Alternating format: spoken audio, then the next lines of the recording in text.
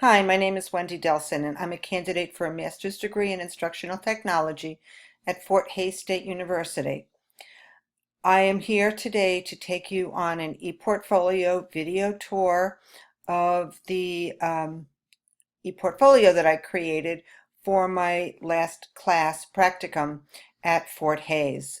I have spent the last almost 2 years working toward this degree, creating presentations, learning about integrating software, learning about best practices in education and technology integration, online learning programs, adult learning, ed law, research, cultural diversity, so many different courses that I felt culminated in this project that I'm doing and presenting to you today.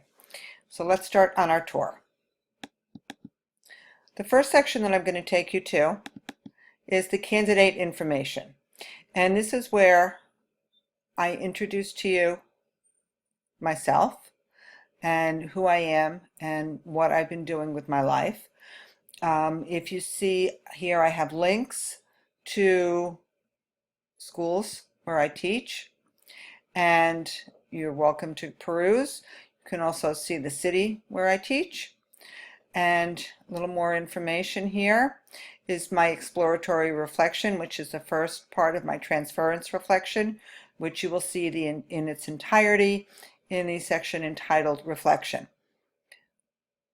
Next, we are going to continue my look as to where I was 2 years ago to where I'm going to be in the future, with showing you my professional and my personal goals. And I put in some photographs of things that I've done in the past year and a half that I'm very proud of.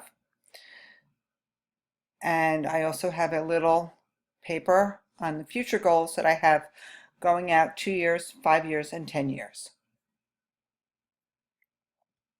The next section that I'm going to show you is my technology philosophy, where I discuss how I feel about the importance of integrating technology in the educational setting and how important it is for all of us to become 21st century learners.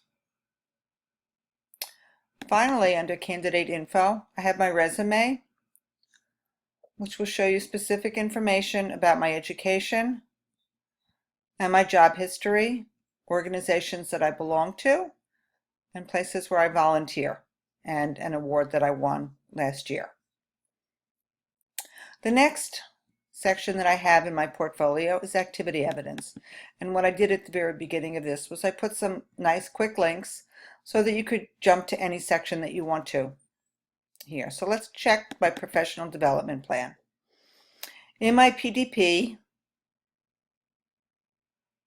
I put a plan together for the board, the education committee, parents, teachers, the educator who was like our principal, and myself, because I've been hired by them to put together a technology program. We are planning on introducing one-to-one technology in our after-school religious program, and I am putting together professional development for all the teachers, as well as resources that we need to put in place at the temple. So this is my professional development plan, which will be very useful to everyone involved. The next section here, I have videos of me providing training in 3 different venues. The first venue is a department training video where I am teaching one of my coworkers how to use ClassDojo. Another presentation is where I'm demonstrating how to use Google Slides to a group of middle school students who know how to use slides, but they wanted a little bit of direction on how to make their presentations a little more professional. The next presentation that I've presented is on creating infographics using Easily.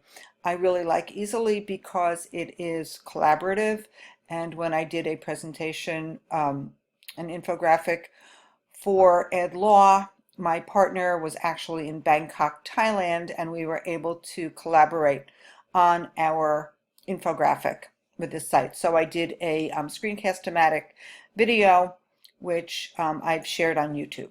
So these are my presentations that I've created. I've also done presentations that I have put together. Many of them are from the program, the MIT program, and I'm going to share them with you. I've done 3 Google slide presentations that I'm sharing. One is a video that I made for my class in cultural diversity on stereotypes. Another I did for my class in hypermedia and hypertext applications on solutions.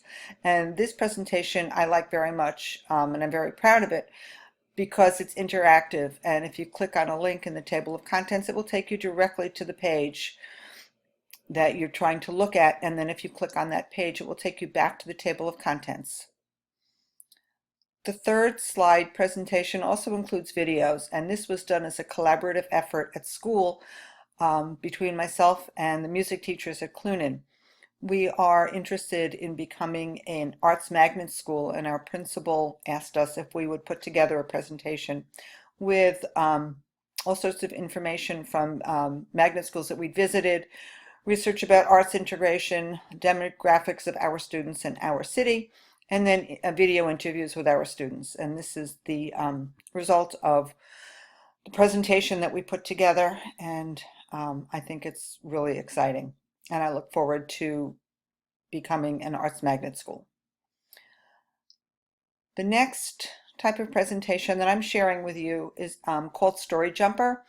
And kids really like it, and they can start using it at a very young age because it's very simple to use, and it actually it lets you create your own storybook.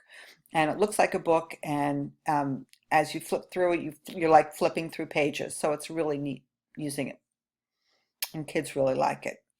The next presentation that I'm sharing is a Prezi, which children also really like because they get to follow a maze when they've created a presentation. The last presentation that I'm going to share with you is done on Powtoons, where you can either use create animations or slideshows. And in this one, I chose to do a slideshow on a comparison between Google Sheets and Microsoft Excel.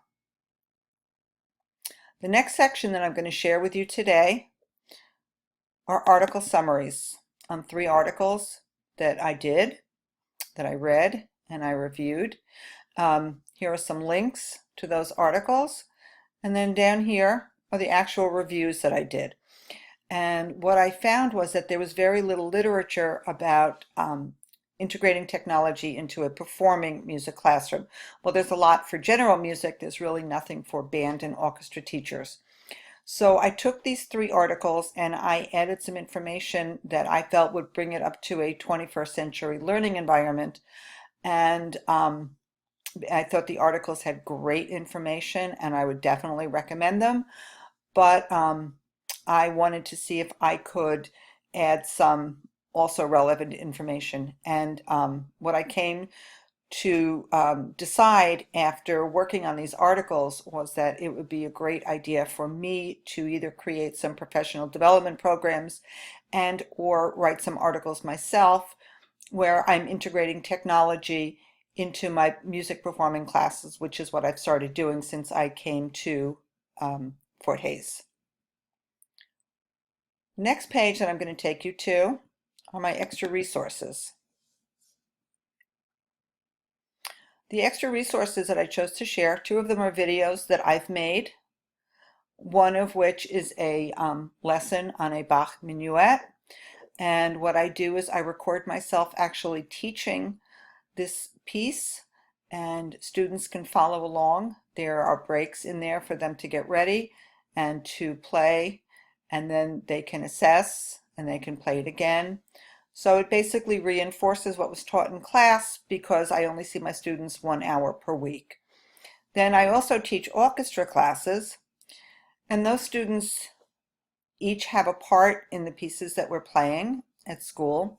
So I have the violin, second violin, viola, cello, and double bass. And what I do is that for each instrument, I record a YouTube video for each piece that we're playing, and I put them up on YouTube so that the students can play along with them or listen to them, or play along with another instrument part so they can hear the harmonies, or they can check a rhythm, or whatever they feel that they need to do.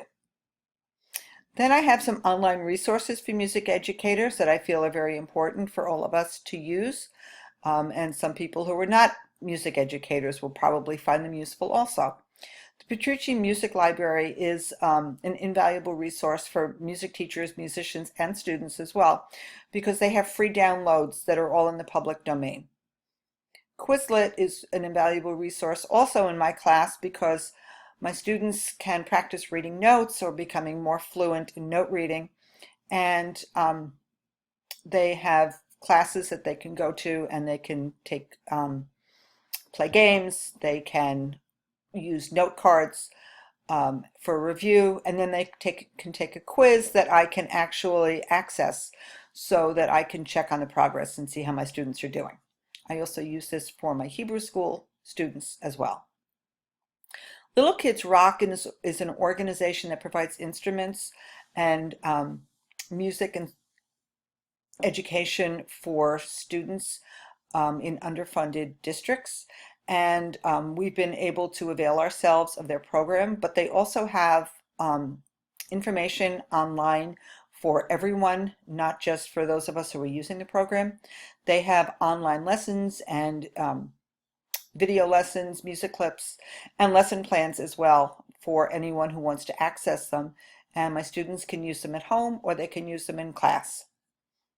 Finale is software that I use when I need to alter a part in class. If a student needs differentiated instruction, this is what I use. Time is an institute for music educators who are interested in technology, and they have webinars, yearly conference, and they have hundreds of different lesson plans that we can access. NAFME is one of the largest organizations for music educators that offers advocacy.